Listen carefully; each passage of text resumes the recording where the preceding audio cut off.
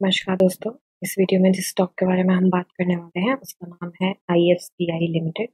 ये स्टॉक 52.50 के प्राइस पे ट्रेड कर रहा है। मार्केट में इसने 4.90% का अप मूव दिया है फ्राइडे को। मार्केट कैप है इसकी 13,070 करोड़ की। मोटर होल्डिंग 71.70 है। बुक वैल्यू इसकी 18.20 है। डिविडेंड की स्टॉक देता नहीं है, फेस वैल्यू 10 है। फंडामेंटल वीडियो मैं ऑलरेडी बना चुकी हूँ, प्लेलिस्ट में ऐड कर दूंगी, आप देख सकते हैं। अभी के लिए शॉर्ट में देखें तो स्टॉक 50 and 200 दोनों डीएमए से ऊपर ट्रेड कर रहा है, जो कि एक अच्छी बात है। पी रेशियो यहाँ पे मेंशन नहीं है, अगर किसी को जाने तो मैं कैलकुलेट करके डेफिनेटली बता दूंगी। मंथली यहाँ पे मेंशन है, तो ये मीडियम सी छोटू सी ऊपर है, इतनी कोई दिक्कत की बात नहीं है। सेल्स एंड मार्जिन की बात करें तो ग्रॉस प्रॉफिट मार्जिन यहाँ पे थोड़ा सा ग्रॉस प्रॉफिट मार्जिन बिल्कुल इंटैक्ट है 100 पे। यहाँ पे हमारा गया है थोड़ा सा नीचे operating profit margin, but that's not an issue. And sales quarter on quarter बहुत अच्छे तरीके से इंक्रीज करी है। ठीक है, अभी के लिए शॉर्ट में इसका रिजल्ट डिस्कस कर लेते हैं, क्योंकि मैंने डिटेल वीडियो इस पे तो नहीं बनाई है। अगर किसी को चाहिए होगी तो मैं कर दूंगी, बट यहाँ पे क्लियरली सब कुछ दिख रहा है, तो इतनी कोई दिक्कत की बात नहीं आएगी जो समझ ना आए। सेल्स क्वार्टर ऑन क्वार्टर बहुत अच्छे तरीके से जंप करी हैं। एंड उसके कंपैरिजन में अगर एक्सपेंसेस की बात करें तो एक्सपेंसिव उतने ज्यादा नहीं हुए हैं। एंड वहीं पे फर्क पड़ गया है यहाँ का। अगर एक्सपेंसिव उस तरीके से बढ़ते तो शायद थोड़ा सा उतना ज्यादा अच्छा नहीं आता, बट यहाँ पे बहुत अच्छे तरीके से जंप किया है। एंड उसी के तरीके से ऑपरेटिंग प्रॉफिट बहुत अच्छा है हमारा। लास्ट क्वार्टर में था 224 lakhs एंड इस क्वार्टर में है 337। ठीक है, अभी यहाँ पे देखेंगे हम, यहाँ पे एक चीज हुई है विच इज अदर इनकम। यहाँ पे हमें बहुत ज्यादा आई है as compare to all last quarter. यहाँ पे अदर इनकम बहुत ज्यादा आई है। यहाँ पे आप देख सकते हैं कि पुराने क्वार्टर्स में कभी भी इतनी इनकम नहीं आई जितनी इस बार आई है। तो यहाँ पे भी फर्क पड़ गया, जो कि हमारा नेट प्रॉफिट में साफ साफ दिखाई दे रहा है। यहाँ पे अब हमारी जो इंटरेस्ट है वो तो as compare to last quarter कम आया है। इनफैक्ट अगर पुराने क्वार्टर से कंपेयर किया जाए तो सबसे ही ज्यादा कम आया है यहाँ पे इंटरेस्ट। एंड डिप्रिसिएशन जो है वो क्वाइट सेम है। तो अभी के लिए प्रॉफिट बिफोर टैक्स की बात करें तो अब हमारा आया है 287 एंड आफ्टर टैक्स 157 है।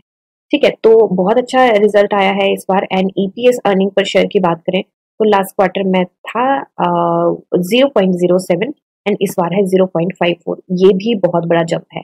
एंड प्रीवियस ईयर के सेम क्वार्टर से कंपेयर करें ईपीएस को तो यहाँ पे माइनस में था 1.16 एंड यहाँ पे नेट प्रॉफिट भी प्रीवियस ईयर के सेम क्वार्टर में माइनस में था। तो वहां से अगर कंपैरिजन किया जाए तो ये बहुत अच्छा रिजल्ट आया है। एंड उस रिजल्ट का कहीं ना कहीं हमें दिखा भी है, चार्ट पे प्राइस पे दिखा है उसका असर। यहाँ पे थोड़ा सा नजर मार लेते हैं तो प्रमोटर्स ने अपनी शेयर होल्डिंग बढ़ाई है। यहाँ पे पहले थी 70.32%, अप्रैल में इन्होंने शेयर होल्डिंग बढ़ाई है 2024 में, और अभी इन्होंने शेयर होल्डिंग बढ़ा के 71.72 कर दी है, जो कि एक बहुत ही ज्यादा अच्छा पॉजिटिव मूव है। FII की होल्डिंग भी यहाँ पे बढ़ी है एंड DII की होल्डिंग बहुत छोटू सी कम हुई है, बट इतनी कोई दिक्कत की बात नहीं है। एंड यहाँ पे गवर्नमेंट की होल्डिंग भी बहुत ही ज्यादा छोटू स्तर पे कम हुई है, बट यहाँ पे अगर देखेंगे तो इंटैक्ट थी। एंड उसके थोड़े टाइम के बाद छोटू छोटू इन्होंने कम करी है, तो अभी बहुत छोटू से कम करी, उसके बाद थोड़ी सी कम करी है। तो अभी पब्लिक के पास जो पहले से हमारे पास होल्डिंग थी लास्ट मार्च में 21.37% थी, एंड अभी हमारे पास है 20.33%। जो हमारे रिटेल वाले लोग हैं उनके पास 20.33% है। तो ये ना मुझे किसी भी फंडामेंटल स्टॉक के लिए मुझे ये चीज बड़ी अच्छी लगती है। एक तो प्रमोटर्स ने शेयर होल्डिंग बढ़ाई है, राइट, प्रमोटर्स ने शेयर होल्डिंग बढ़ाई है, और जहां पे पब्लिक के पास कम शेयर होल्डिंग होती है ना, ये बहुत अच्छी बात होती है। मुझे लगता है कि ये काफी अच्छी बात होती है फंडामेंटल्स के लिए।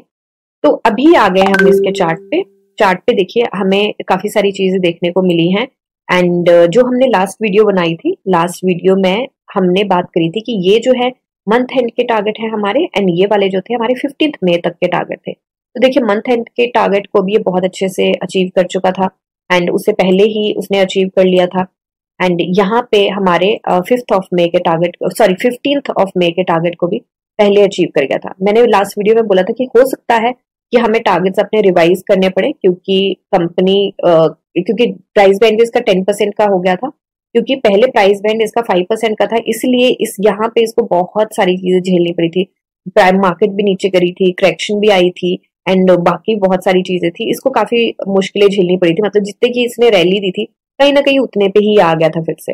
तो अभी इसने काफी अच्छे मूव यहाँ पे दिए, फिर मार्केट में आपको पता है वॉर की न्यूज आ गई थी तो करेक्शन आई थोड़ी सी, उसके बाद मार्केट थोड़ी सी करेक्ट हुई, तो अभी इसने काफी अच्छे मूव दिए हैं। वॉल्यूम की बात करें तो वॉल्यूम आया है 93.14 मिलियन का, तो ये एनएससी का है, अगर बीएससी का मिला दे तो मुझे लगता है 10 करोड़ से ऊपर का वॉल्यूम आया है, जो कि एक काफी बड़ा जंप है। पहले इसका 3 करोड़ के आसपास का वॉल्यूम था, 4 करोड़ के आसपास का, एंड 4 करोड़ से 10 करोड़ का काफी बड़ा जंप है।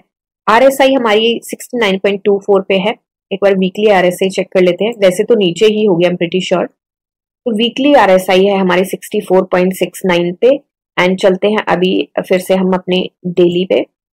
तो डेली आरएसआई जो है वो 69.24 पे है, तो वीकली आरएसआई तो इससे भी कम है। तो ये एक अच्छी बात है कि आरएसआई के पास ना भी काफी सारा प्लेग्राउंड है मूव करने के लिए, एंड ये एक पॉजिटिव पॉइंट है, यहाँ से हमें काफी अच्छे मूव मिल सकते हैं। एंड वैसे भी ट्रेडिंग व्यू पे भी टेक्निकली यहाँ पे स्ट्रॉन्ग बाई का बताया है। तो अभी के लिए हमें थोड़े से अपने टारगेट्स फिर से रिवाइज करने पड़ेंगे। एक चीज हमें बहुत संभल के चलनी पड़ेगी कि आरएसआई ना कहीं उस पॉइंट के आसपास पहुंचने वाली है जहां से ये रिवर्सल भी लेते हैं। यहाँ पे ये पॉइंट है जहां से रिवर्सल लेते हैं 72 के आसपास, 73 के आसपास, उससे नीचे भी अभी भी उस पॉइंट पे है जहां से ये पहले भी इसने रिवर्सल लिया। यहाँ पे देखिए, यहाँ से इसने रिवर्सल लिया है, तो थोड़ा सा संभल के चलने की कोशिश है। यहाँ पे देख लेते हैं कि कितना वॉल्यूम आया था, 65 मिलियन का वॉल्यूम आया था जहां से इसने रिवर्सल लिया है, यहाँ पे आया था 20 मिलियन का। तो देखिए उसके कंपैरिजन में वॉल्यूम इस बार ज्यादा अच्छा आया है, तो हो सकता है कि थोड़ा सा ये मूव कर जाए। अभी यहाँ पे क्या हुआ है, ये काफी अच्छे मूव देने की कोशिश में था, बट 5% के मूव मिले हमें, वो इसलिए हो क्योंकि मार्केट में थोड़ी चौपी सी थी, तो निफ्टी भी लास्ट में नीचे गिरी थी। तो एक बार करके चलते हैं हम इसको आर्स पे, देखते हैं कब गिरा, सेकेंड हाफ में गिरा होगा। तो यहाँ पे स्टार्टिंग में तो ये निकला है बहुत अच्छे तरीके से, एंड उसके स्टार्टिंग में ये सही था, एंड उसके बाद हमारे को सेकेंड हाफ में थोड़ा सा नीचे ये गया है ऑफ कोर्स। तो 10 बजे के बाद थोड़ा सा नीचे गया है, एंड उसके बाद सस्टेन किया है, तो थोड़ा नीचे गया है। फर्स्ट हाफ में चला गया था बेसिकली, सेकेंड हाफ में तो क्या, तो बेसिकली यहाँ पे इन शॉर्ट में बोल सकती हूँ कि ये प्रॉफिट बुकिंग का ज्यादा सिनेरियो है रादर दैन की मार्केट जो चॉपी थी, एंड उसकी वजह से निफ्टी जब नीचे गिरा था तो गिरा था, मेरे इंटरनेट को कुछ हो गया। ओके, तो अब यहाँ पे टारगेट्स की बात करें तो पहले हमें अपनी सपोर्ट एंड रेजिस्टेंस फिर से अप्लाई करके यहाँ पे देखने पड़ेंगे, क्योंकि ये ऊपर निकल गया है। And please excuse me, my throat is really bad these days, तो थोड़ी सी आवाज में दिक्कत आ सकती है। तो अभी के लिए ये वाली रेजिस्टेंस हमें आने वाली है, इसका चेंज कर देते हैं, एंड इसके बाद हमें ये वाली रेजिस्टेंस का सामना करना पड़ सकता है। उसके बाद हमें यहाँ पे रेजिस्टेंस आएगी, ये वाली रेजिस्टेंस को हम कर देते हैं ऑरेंज, क्योंकि मुझे लग रहा है कि थोड़ी सी स्ट्रांग हो सकती है, क्योंकि यहाँ पे इसने काफी बार रिवर्सल लेने की कोशिश करी है। उसके बाद हमें रेजिस्टेंस आएगी यहाँ पे, ये भी स्ट्रांग रेजिस्टेंस रहेगी आई बिलीव, एंड उसके बाद हमें यहाँ की ये भी आएगी एक छोटी सी रेजिस्टेंस 61 पे भी आएगी, ये उतनी स्ट्रांग आई डोंट थिंक रहेगी, एंड उसके बाद ये वाली रेजिस्टेंस आएगी, एंड ये डेफिनेटली स्ट्रांग रहने वाली है।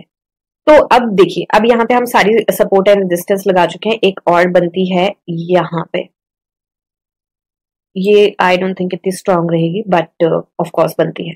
तो यहाँ पे अब हम टारगेट लेके चलेंगे इस मंथ के एंड तक के, और मंथ के एंड तक के टारगेट क्यों लेके चली हूँ, क्योंकि इस महीने में एग्जिट पोल्स है, पोलिंग है, एंड बड़े सारे इमोशंस रहने वाले हैं मार्केट में, तो थोड़ा सा हम लॉन्ग टर्म का लेके चलेंगे। इमीडिएट जो शॉर्ट टर्म की एंट्री है वो मैं थोड़ा सा अवॉइड करने की कोशिश करूंगी। यहाँ पे अच्छी बात इस स्टॉक की ये है इस टाइम पे कि ये जो रेजिस्टेंस है ना, ये काफी स्ट्रांग थी, एंड उसके ऊपर इसने होल्ड बनाया है, तो ये एक अच्छी बात है। बट हमेशा मैंने बात करी है कि रेजिस्टेंस एंड सपोर्ट का हमेशा एक रेंज होता है, कभी भी एक सिंगल नंबर नहीं होता है, तो थोड़ा सा उस चीज को ध्यान में रख के चले। यहाँ पे हम मंथ की एंड की एंट्री लेके चल रहे हैं, एंड मुझे लग रहा है कि यहाँ तक बड़े आराम से ये पहुंच सकता है, विच इज 62। मुझे लगता है 62 के आसपास ये बड़े आराम से पहुंच सकता है, एंड ये वाली रेजिस्टेंस थोड़ी स्ट्रांग रहने वाली है। इससे पीछे भी 2 रेजिस्टेंस है जो स्ट्रांग रहने वाली है, बट आरएसआई के पास इतना प्लेग्राउंड है कि थोड़े से मूव दे सकती है। ठीक है, तो ये मंथ एंड के टारगेट है। एंड अभी फ्रेश एंट्री की बात करें तो फ्रेश एंट्री यूजली ये देखा गया कि फ्राइडे को जब चॉपी मार्केट होती है तो मंडे को रिवर्सल यूजली मिलता है, बट ये चीज हमें नहीं भूलनी चाहिए कि निफ्टी अपने हाई की रेजिस्टेंस पे है एंड वहीं पे फ्लक्चुएट कर रही है, तो मतलब बेसिकली हमें वॉलेटिलिटी मिल रही है, हमें मोमेंटम नहीं मिल पा रहा है अभी निफ्टी में।